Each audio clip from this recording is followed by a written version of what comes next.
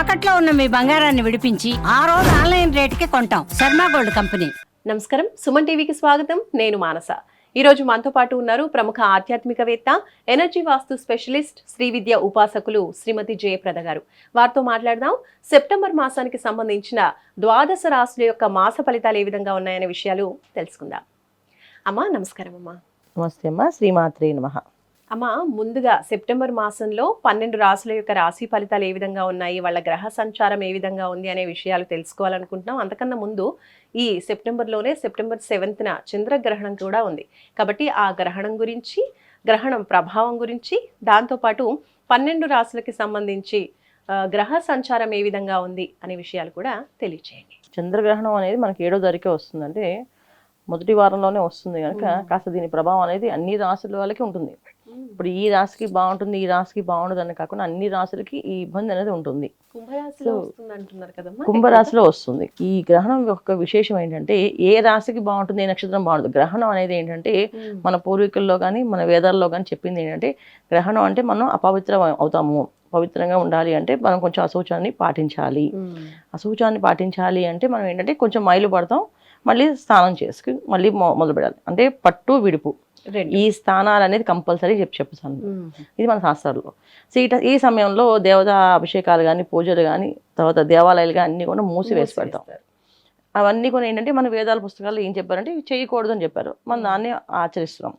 అలాగే ఆచరిస్తున్నప్పుడు ఇది ఎవరెవరి నక్షత్రమే పడుతుంది, ఏ రాశిమే పడుతుంది అనేది మన రాశి ఫలాలు చూసుకుంటే ఖచ్చితంగా అన్ని రాశుల మీద ఈ ఇబ్బంది ఉంటుంది.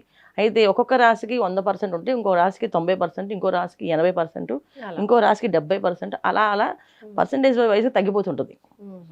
సో మన పర్సంటేజ్ ఇవ్వగలవా అంటే అది మీకు చెప్తా వివరణ కూడా. ఎందుకంటే ఏ రాశికి ఎందుకు అంత 100% చెప్పాము అనేది కూడా చెప్తాను నేను.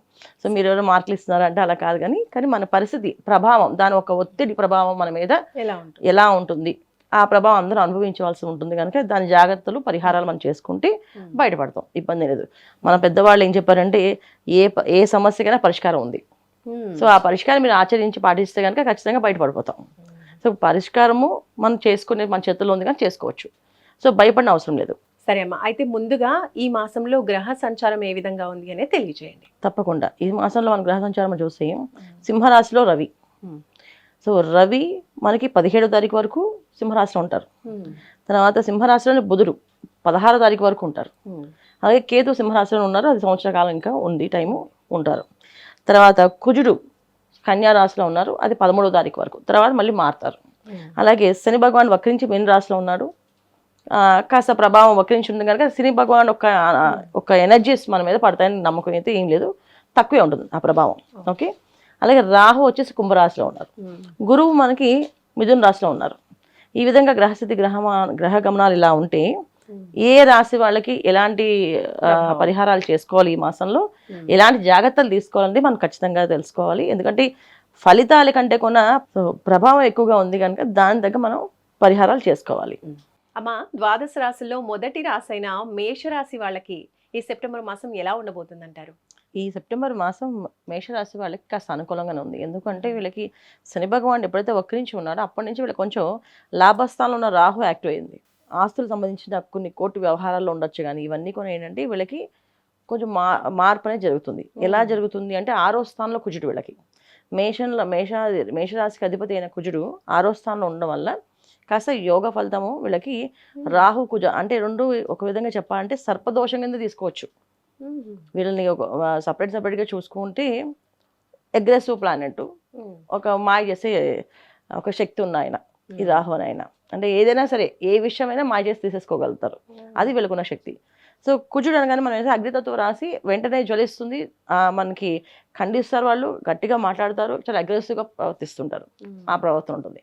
సో దీంట్లో ఏంటంటే ఈ రెండు కలయిక వీళ్ళకి 6వ స్థానంలో కుజుడు యోగిస్తున్నాడు, లాభస్థానంలో రాహు యోగిస్తాడు. అంటే రెండు పాపగ్రహాలు వీళ్ళకి యోగించడం వల్ల ఏంటంటే చాలా వరకు చాలా పనులు చాలా సునాయాసంగా అయిపోతుంటాయన్నమాట. ఎంత సునాయాసంగా అయిపోతుందంటే వాళ్ళే ఊహించరు ఇలా పనులు అవుతాయో మాకు అనేసి, అంత ఈజీగా అయ్యే అవకాశాలు ఎక్కువగా ఉన్నాయి. అయితే ఏంటంటే ఇవన్నీ ఎప్పుడు దాకా జరుగుతాయి వీళ్ళకంటే కుజుడు 13వ తారీఖు వరకు, సెప్టెంబర్ మాసం 13 వరకు ఉంటారు కనుక అప్పటి వరకు వీళ్ళకి అన్నీ అనుకూలంగా ఉంటాయి. ఎప్పుడైతే తులారాశిలోకి మారుతాడో కుజుడు, అప్పటి నుంచి వీళ్ళకి 7వ స్థానంలో కుజుడు అవుతాడు. సప్తమ స్థానంలో కూర్చున్నప్పుడు ఏమవుతుందంటే భార్యాభర్తల మధ్య కానీ సంబంధించిన వ్యాపారాల్లో కానీ తర్వాత పార్ట్నర్షిప్ వ్యాపారాల్లో కానీ కాస్తంత ఇబ్బందులు అనేది ఎక్కువగా ఉంటాయి వీళ్ళకి. దానివల్ల వీళ్ళకి కాస్తంత కాస్త మాట వాదనలు పెరగడం ఇవన్నీ జరుగుతాయి. పార్ట్నర్షిప్ వ్యాపారాలు చేయకూడదు అంటారు. చెయ్యొచ్చు, కాకపోతే మాటలు చాలా జాగ్రత్తగా మాట్లాడాలి. ఒక మాట అటు ఇటుగా కొంచెం గట్టిగా మాట్లాడినా. సో కొంత అంటే సప్తమ స్థానంలో ఎప్పుడైనా సరే పాపగ్రహాలు ఉంటే కాస్త మనకి అహంకారాన్ని, తర్వాత కోపాన్ని, మొండితనాన్ని ఇస్తాడు. ఈ కోపము, మొండితనము, అహంకారం అనేది ఏం చేస్తుందంటే మనిషిని ఏమైనా చేపించవచ్చు. ఆ సమయానికి నేనే చేస్తానని చెప్పి అహంకారంగా మాట్లాడచ్చు, లేదా నేను తప్ప ఎవరు చేయలేరు అని కూడా అనొచ్చు. ఆ విషయంలో అవతల వాళ్ళకి ఎప్పుడు మన వాళ్ళే అనుకోవచ్చు, కానీ ఈ సప్తమ స్థానంలో కూర్చుంటున్నాడు కనుక మనం చెప్పేది ప్రతిదీ వాళ్ళు తప్పుగా తీసుకుంటారు. వీళ్ళు కావాలని నన్ను ఉద్దేశించే మాట్లాడుతున్నారు అని. అలాగే ఒక భార్యాభర్త మధ్యలో రోజు హస్బెండ్ అరుస్తూ కోప్పడుతూ ఉండొచ్చు, ఆ వైఫ్ భరిస్తూ ఉంటుంది. కానీ ఈ సమయంలో మాత్రం ఆమె కూడా అగ్రెసివ్గా మాట్లాడుతుంది. ఎందుకు రోజు నన్నే మీరు అంటున్నారు, అసలు ఏం చేస్తానని చెప్పేసి అని. ఎందుకంటే అవతల వాళ్ళకు కూడా మాట్లాడాలనిపిస్తుంది, పోట్లాడాలనిపిస్తుంది ఈ సప్తమ స్థానంలో ఉంటాయి. వీళ్ళు అలా ఉంటారు, వాళ్ళు అలా ఉంటారు. అందుకేనండి కాస్త అప్పుడు కాస్తంత ఆలోచన విధానం అన్నీ మనం అలా కోపంగా అనిపిస్తే తగ్గించుకోవడము, కాస్త మౌనంగా ఉండడము, ఈ ప్రయత్నాలు చేస్తే కనుక ఖచ్చితంగా మేషరాశికి మంచి లాభదాయకమైన మాసమే అనుకోవచ్చు ఈ మాసం. సో స్లోగా ఉన్న వాళ్ళకి ఇబ్బంది లేదు, వాళ్ళు నిదానంగా మాట్లాడతారు కనుక నష్టం లేదు, వాళ్ళకి చేసుకోవచ్చు. అయితే వీళ్ళకి పంచమ స్థానంలో రవి బుధ కేతుతో కలిసి ఉన్నారు.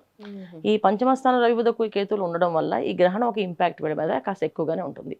ఎందుకంటే ఇంట్లో సంబంధించిన విషయాల్లో వీళ్ళంతా హెల్దీగా ఉన్నప్పటికీ ఇంట్లో వాళ్ళకి కొంచెం వాతావరణం కాస్త ఇబ్బంది పెట్టే అవకాశం, ముఖ్యంగా పిల్లలు.